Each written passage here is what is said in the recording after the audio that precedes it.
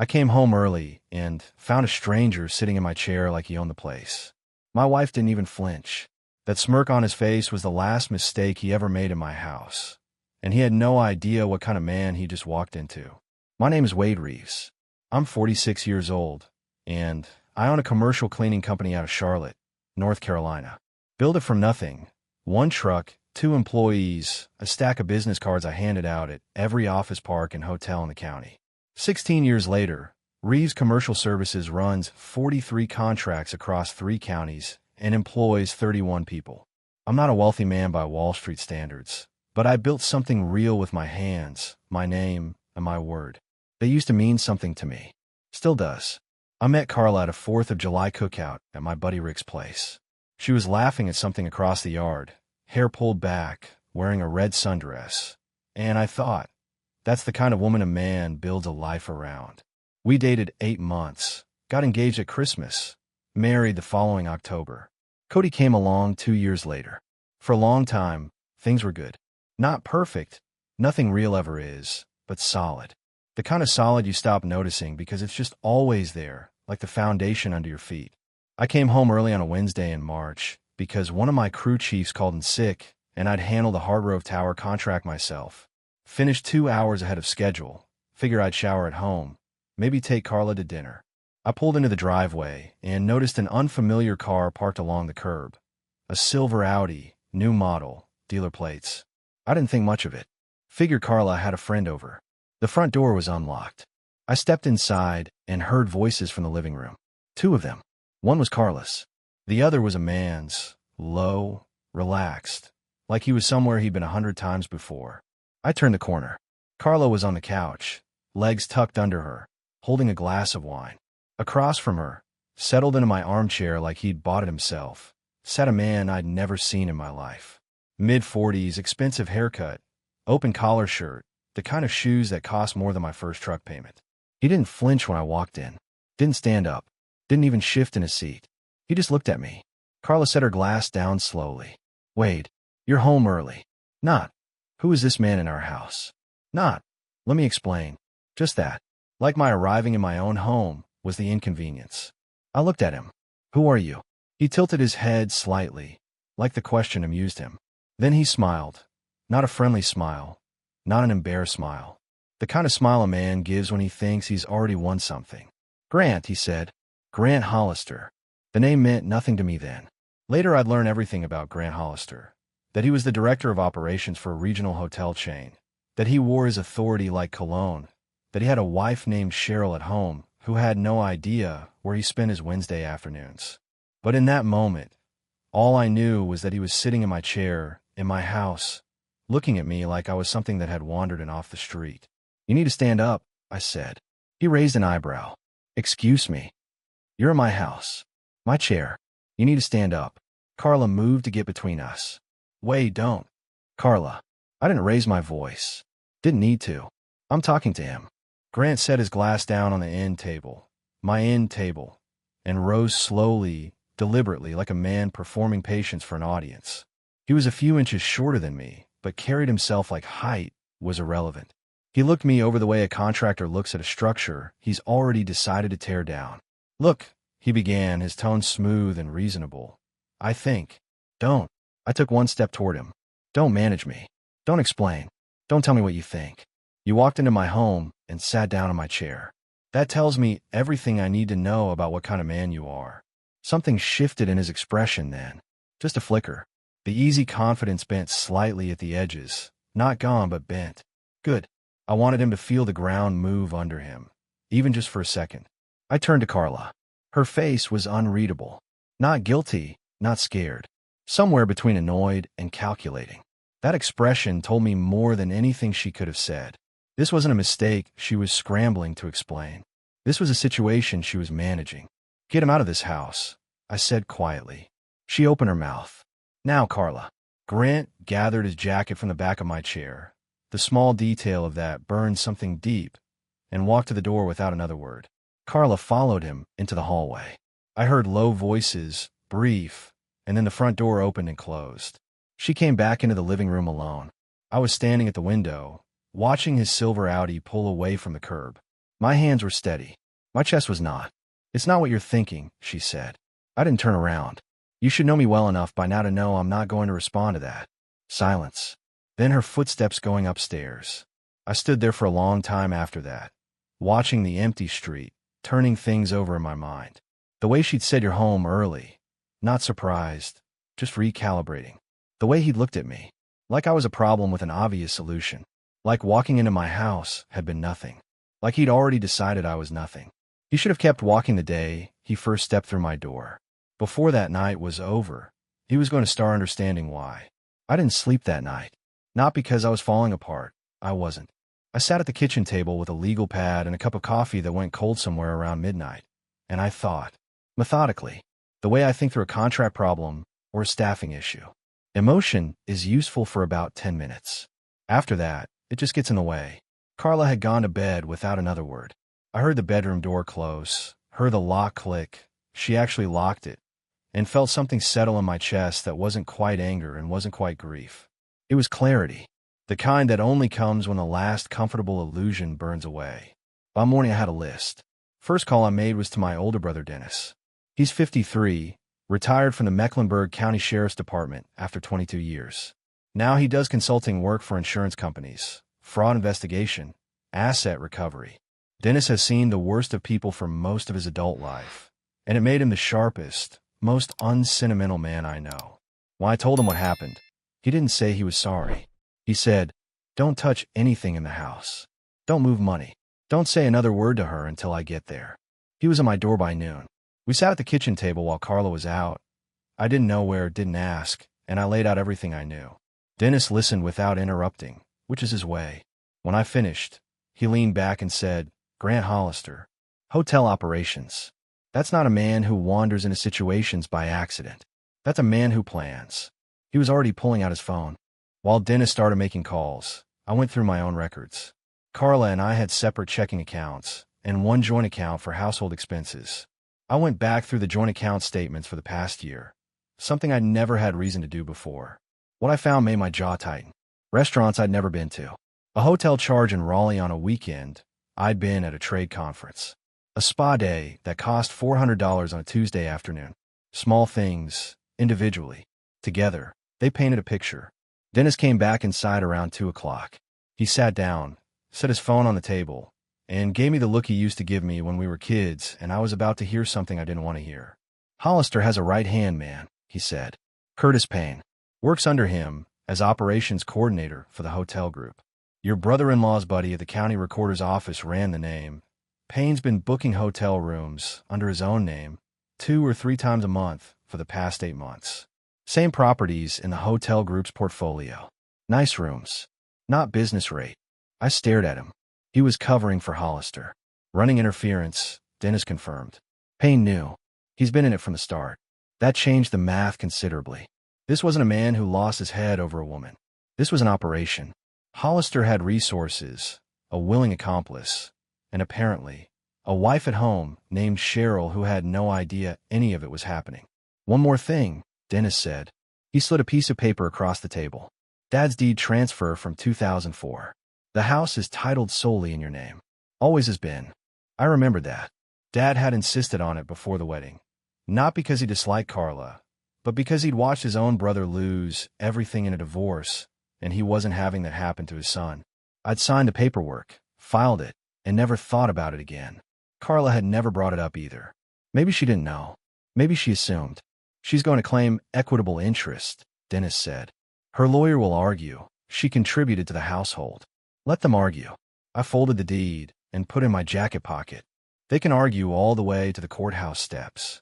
Dennis studied me for a moment. "You doing okay?" I thought about the question honestly. "Ask me again in a month." He nodded. That was enough for him, and enough for me. Outside, a car pulled into the driveway. Carla's Honda. I watched through the window as she sat in the car for a moment before getting out. Head down, probably on her phone, probably talking to him. I picked up my coffee mug, rinsed it at the sink, and set it in the drying rack. Then I turned and waited for the door to open. Whatever came next, I was ready for it. I'd stopped being her husband somewhere around midnight. Now I was something else entirely. Something patient, and prepared, and not going anywhere. Carla tried to talk to me the next morning. I was at the kitchen counter going through emails when she came downstairs, poured herself coffee, and stood on the other side of the island like we were about to negotiate a contract. "We need to discuss this like adults," she said. I looked up from my laptop. "I'm being an adult. I'm just not being a convenient one." She set her mug down. "Wade, whatever you think is happening, I'm going to stop you there." I closed the laptop. Because every sentence that starts that way ends with you telling me what I saw wasn't what I saw. And I'm not interested in that conversation. Her jaw tightened. "So what are you interested in?" "Truth. Paperwork. Clarity." I picked up the laptop and walked to my office. In that order. Dennis came back that afternoon with a folder. He spread across my desk without ceremony. That's his style. No preamble, just facts. He'd pulled phone records through a contact at the carrier, cross-referenced with hotel check-in logs his insurance contact had access to. What I was looking at was 14 months of documented meetings. Raleigh, Greensboro, twice in Asheville, one time in a hotel 12 minutes from our house. 12 minutes. I sat with that for a moment. Then I moved on, because sitting with things too long doesn't serve anybody. "Curtis Payne booked every one of these rooms," Dennis said, tapping the page. His corporate card, his name on the reservation. Hollister's name doesn't appear anywhere in the paper trail. That's not accidental. That's a system. "How long has Payne known?" "From the beginning, best I can tell." "He's not a passive participant, Wade. He's infrastructure." I leaned back in my chair. I thought about what kind of man builds that kind of infrastructure for another man's affair. The loyalty it implied. The moral flexibility. Then I thought about what happened when that infrastructure became public record. "What about Hollister's wife?" I asked. Dennis shook his head. "Cheryl Hollister, 47, runs a nonprofit arts organization in Concord. By all appearances, completely in the dark." He paused. "That's your call, not mine." I nodded slowly. It was my call. I'd think about it. The next morning, I called my accountant and had him pull every joint financial record for the past 2 years. What I found aligned with what I'd already suspected. Carla had been spending on things that had nothing to do with our household. The total came to just over $9,000 across 18 months. Not a fortune, but it was money spent in service of a lie, and that mattered. Then Dennis called with something that shifted the whole picture. "Hollister's been running personal expenses through his company account," he said. "Hotels, dinners, 2 weekend trips. I've got the billing records. His company reimburses him for what he codes as client entertainment." I was quiet for a moment. That's not just cheating. That's fraud. Corporate fraud, potentially. Depends on how his board views unauthorized use of company funds. Dennis let that land. "I know someone at the Regional Business Journal. Good reporter. Thorough." I thought about Bridget Harper. I'd met her once at a Chamber of Commerce breakfast. Sharp woman. Asked good questions. "I know who to call," I said. I didn't call her yet. Not that day. First, I had another conversation to have. Carla informed me that evening. Not asked, informed, that she'd retained an attorney. Monica Sloan. I knew the name. Every man in Charlotte who'd been through a difficult divorce knew the name. "She'll be reaching out to you this week," Carla said, standing in the doorway of my office like she was delivering a memo. "That's fine," I said, without looking up from what I was reading. "She's very experienced." "I'm sure she is." Carla hesitated, clearly expecting more reaction than she was getting. "Wade, this doesn't have to be a war." I looked up then, studied her face for a moment. The careful neutrality she was wearing, the slight tension around her eyes. "You brought a man into our home, Carla. You sat on our couch with him like I didn't exist." I held her gaze. "It was already a war. You just forgot to tell me we were fighting." She left without answering. I went back to the folder on my desk. Monica Sloan was experienced, no question. But experience only helps when the other side isn't prepared. And I was more prepared than anyone in this situation yet understood. Bridget Harper answered on the second ring. I thought carefully about the call before I made it. I'm not a man who acts on impulse. Never have been. Every contract I've signed, every employee I've hired, every piece of equipment I bought has gone through a deliberate process. This was no different. I weighed what I'd gain against what I'd expose, and I decided the math worked in my favor. "Mr. Reeves," she said, and I could hear the interest click into place immediately. Reporters have a specific tone when a story walks up and introduces itself. "I was wondering if you'd call. You knew I might. I heard some things. I was deciding whether to reach out." A pause. So you want to talk? Off the record first, I said. Then we'll see. We met at a diner near my office the following morning. Bridget was exactly as I remembered. Mid-30s, direct eye contact. A notebook she held like it was part of her hand. I laid out what I had. Not everything, not the personal details of my marriage, but the business angle. A senior operations executive at a regional hotel chain running personal expenses through corporate accounts. A subordinate being used as a financial cover. The paper trail Dennis had assembled was thorough. Bridget listened without interrupting. When I finished, she set her pen down and said, "This is verifiable. Every page. And your motivation for bringing this to me?" I looked at her steadily. He walked into my house and sat down in my chair. "I want the people who write his performance reviews to know what kind of man he is." She held my gaze for a moment, then picked up her pen again. "Give me a week." I gave her the documents and walked out into the October morning, feeling something I hadn't felt in days: momentum. That same afternoon, Dennis called with another piece. He'd gone deeper on Curtis Payne and found something worth noting. Payne had used his corporate card not just for hotel rooms, but for restaurant charges and one significant weekend booking at a resort in the mountains, all coded under vague line items. The total exposure across the paper trail exceeded $22,000. "Payne's not just a helper," Dennis said. "He's liable." "Send it all to Bridget," I said. While that fuse was burning, I turned my attention to the legal front. Monica Sloan's office had sent over an initial letter outlining Carla's position. She was claiming half the value of the business, spousal support, and what the letter carefully called an equitable share of the marital residence.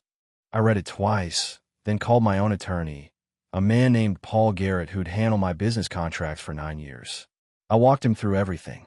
"The house," he said immediately. "Show me the deed." I sent him a copy. He called back in 20 minutes. "She has no claim on the house," Paul said. "It's titled solely in your name, predating the marriage. Her attorney knows this, or she's about to find out. The business is more complicated, but you've kept clean books and I've seen them. We're in a strong position." "What about the joint account spending?" I asked. "Document it all. Every dollar she spent on this situation is relevant to equitable distribution arguments." He paused. "Wade, who's her attorney again?" "Monica Sloan." A brief silence. "She's good, but she's not miracle worker good. I'll have a response letter out by end of week." I hung up and sat back. Two fronts moving simultaneously, the legal defense tightening, the public exposure accelerating. Grant Hollister had walked into my home with everything going his way. A good job, a cover story, a man running interference, a wife who trusted him. By the time Bridget Harper's article hit, most of that would be gone. By the time my attorney finished with Monica Sloan's demands, the rest would follow. I didn't feel angry anymore. Anger is loud and inefficient. What I felt was focused. There's a difference, and the difference matters. Bridget Harper called me on a Thursday morning, 8 days after our diner meeting. "It's ready," she said. "Running online tonight, print edition tomorrow. I wanted you to know before it went live." I was sitting in my truck outside a client building on Tryon Street. Coffee going cold in the cup holder.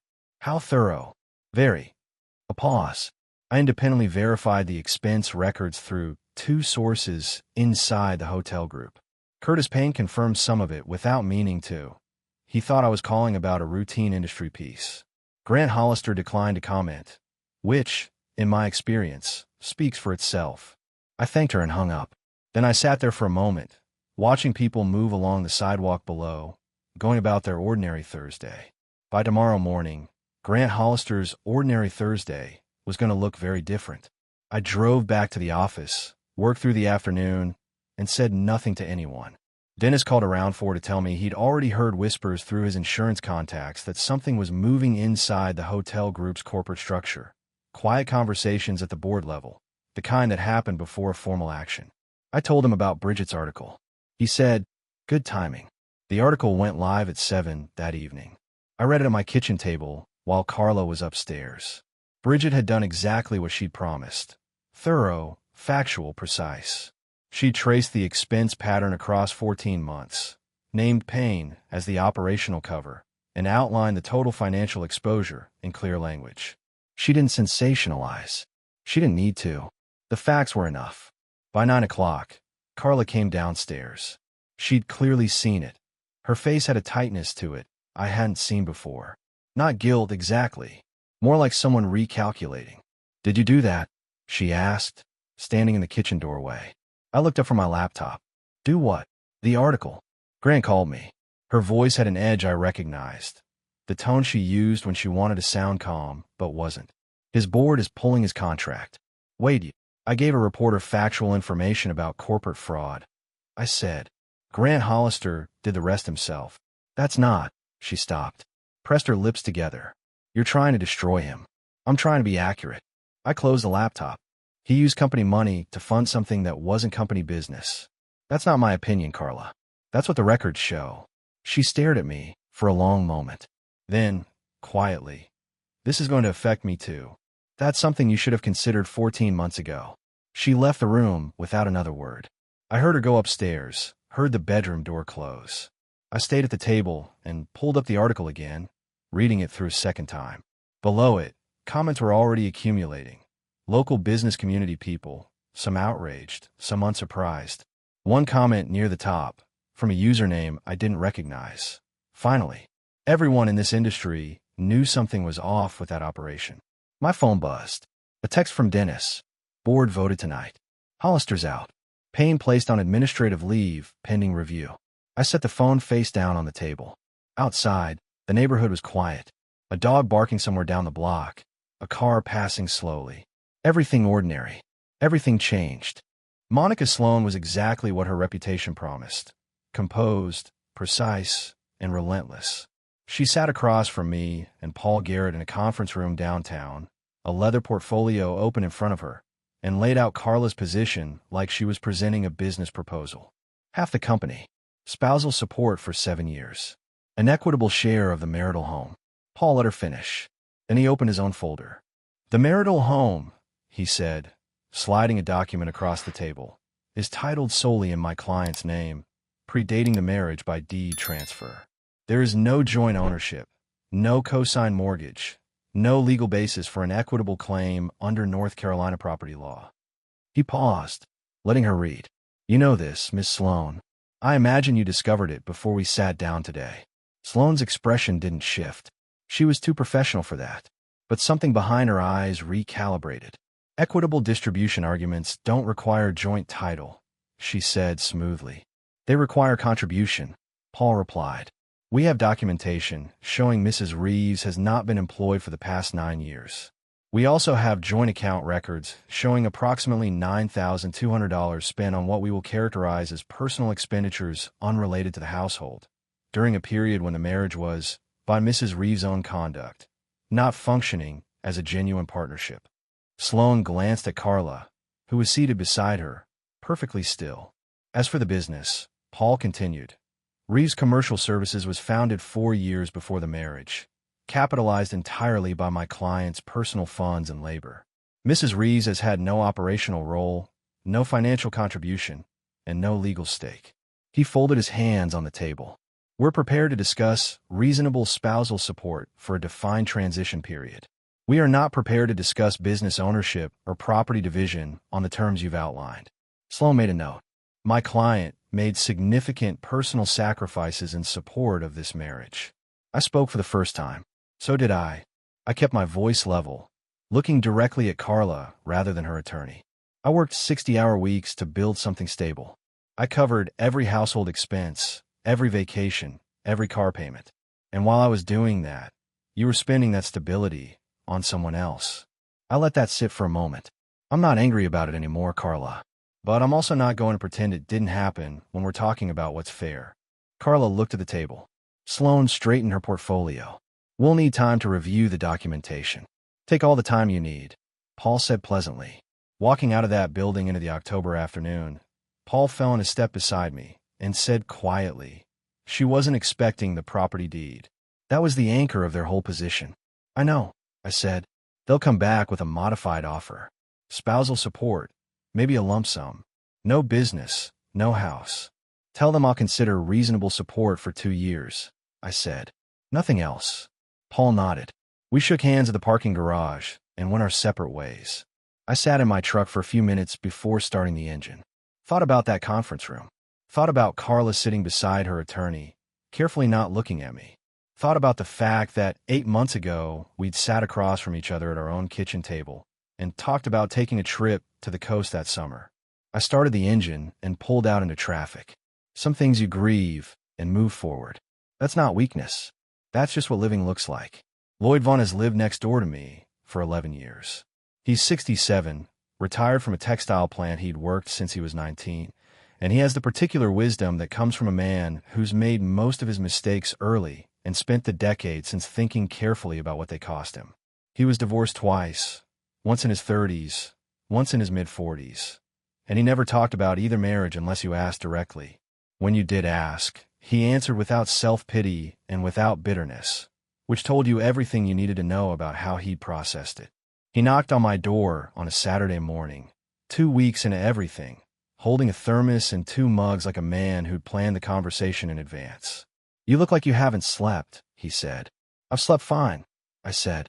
He handed me a mug anyway, and tilted his head toward the porch. We sat in the 2 wooden chairs I kept out there and looked at the street in the early November light. Leaves down, sky pale, the neighborhood quiet in the way it only gets on weekend mornings. "Dennis told me some of it," Lloyd said. "Hope that's all right." "It's all right."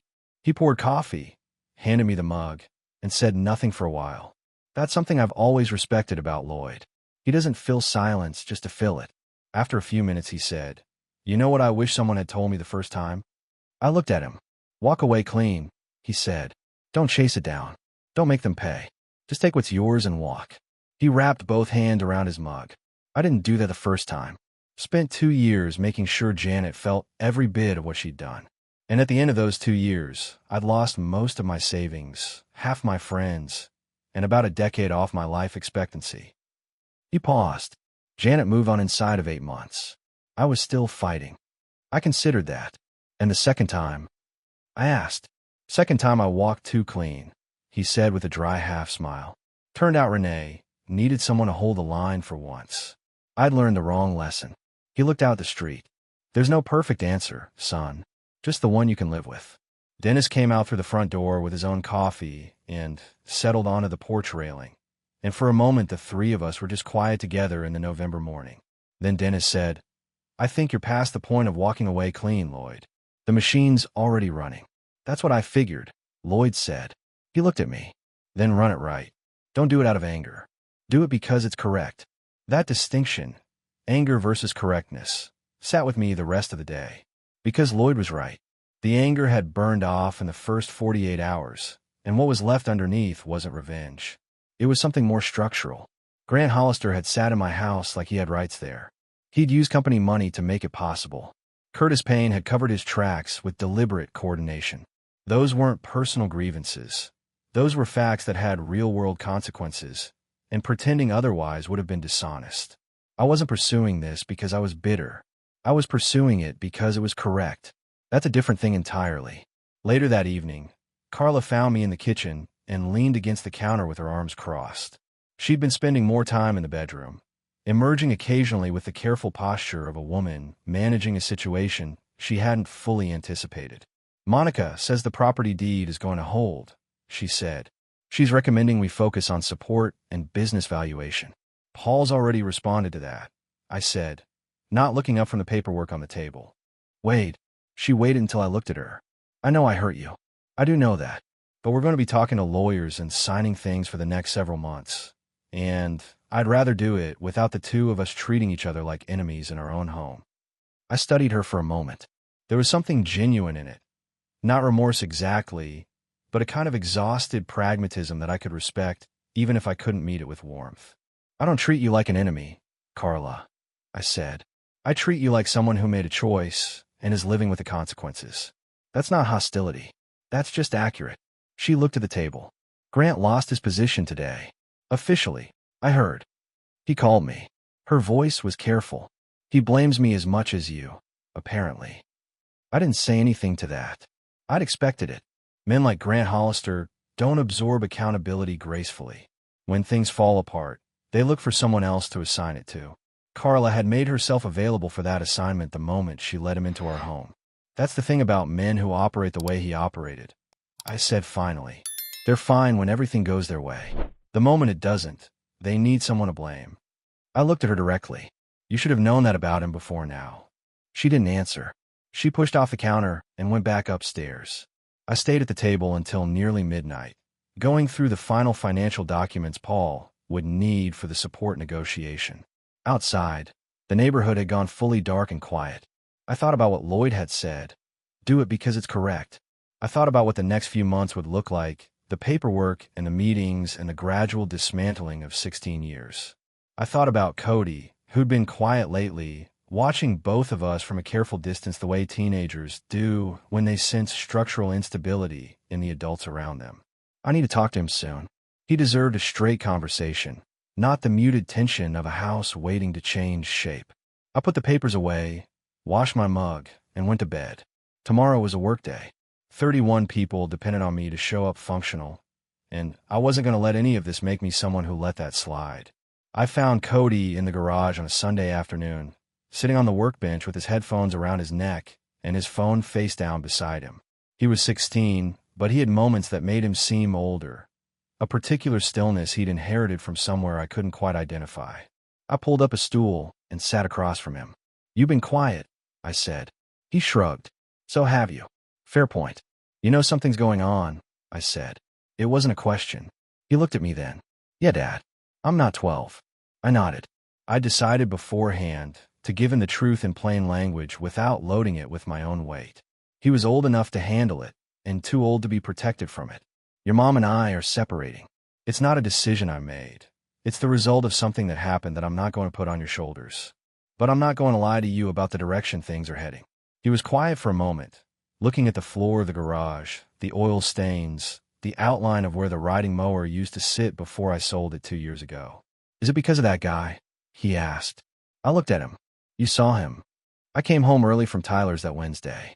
I saw the car out front, looked through the window." He said it matter-of-factly, like he'd been carrying it for weeks and had run out of energy to carry it carefully. I didn't say anything because I didn't know what to say. Something moved through my chest that I didn't have a clean name for. My 16-year-old son had been sitting with that knowledge, alone, for weeks. That was its own kind of failure. Not his, but the general failure of a situation that had put him in a position where he felt he had no one to tell. "You could have told me," I said.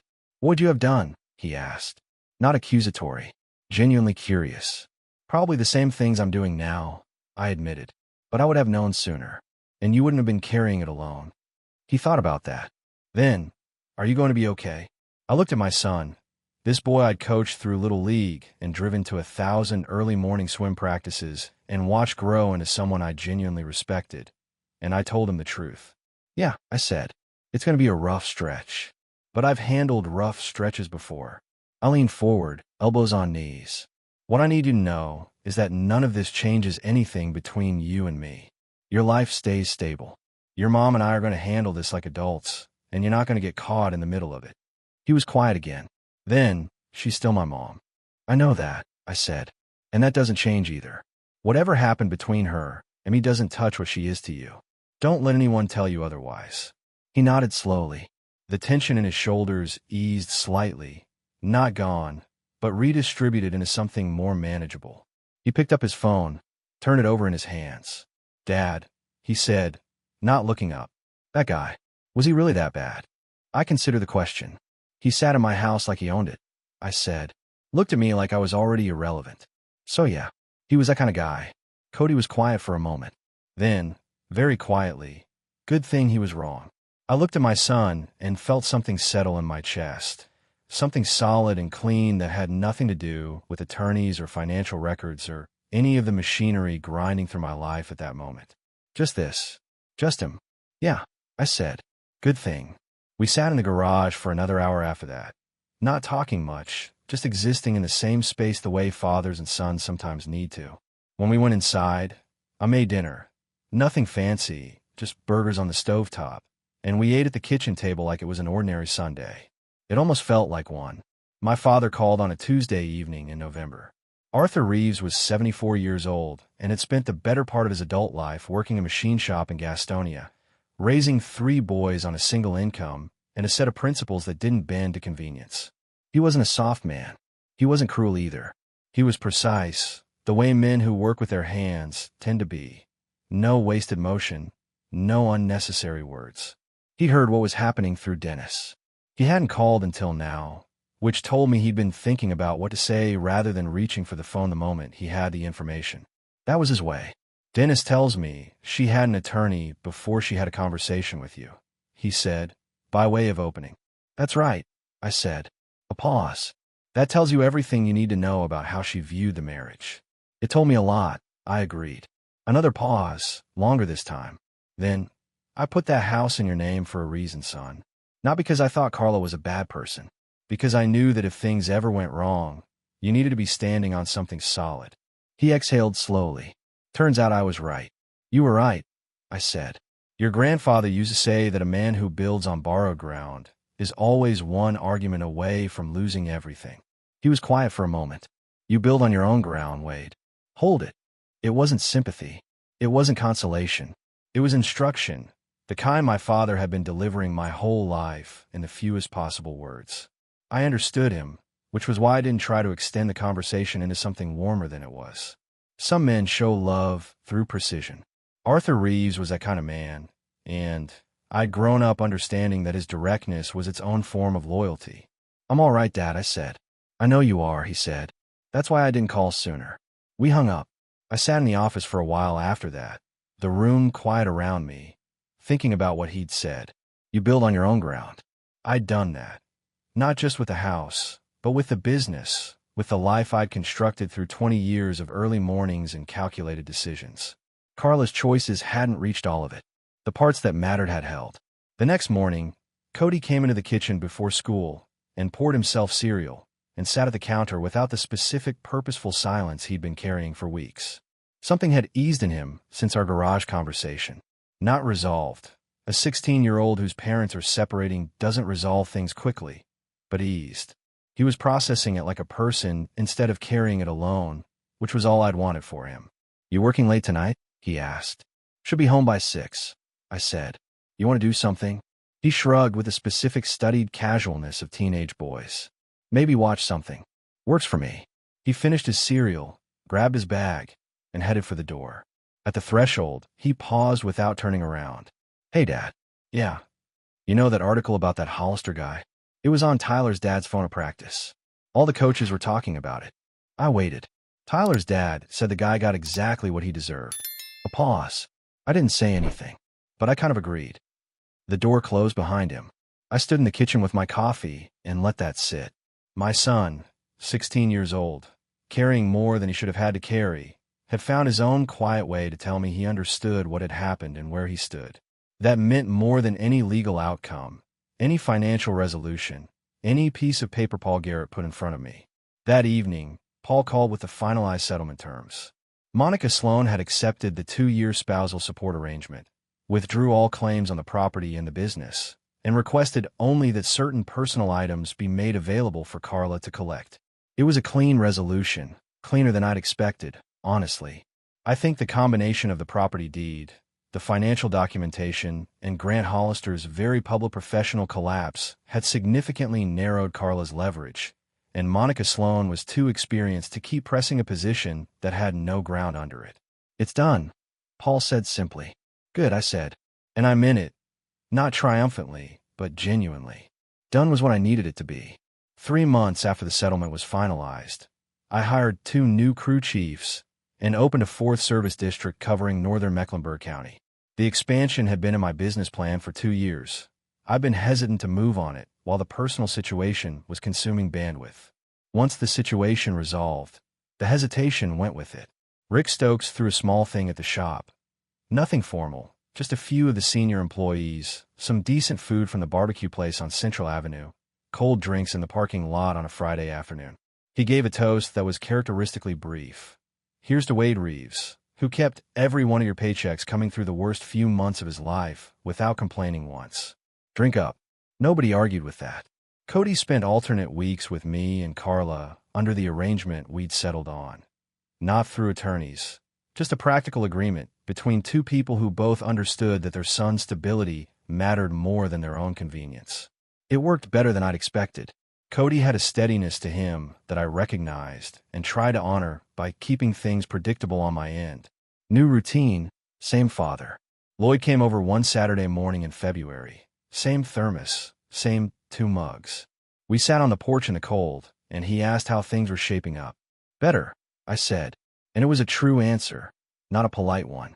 Grant Hollister got quietly picked up by a smaller hotel group in Raleigh, Lloyd said. Heard it through someone at the chamber. Lower title, considerably lower salary. I thought about that. He'll land somewhere, I said. Men like that usually do. Usually, Lloyd agreed. Just not where they started. Curtis Payne had been terminated by the hotel group as part of the board's internal review. His role in the expense scheme had been documented and formalized in the investigation, and the group had opted for separation over litigation to keep the exposure contained. He'd retained an attorney and was apparently disputing the termination. Last I heard, it wasn't going well for him.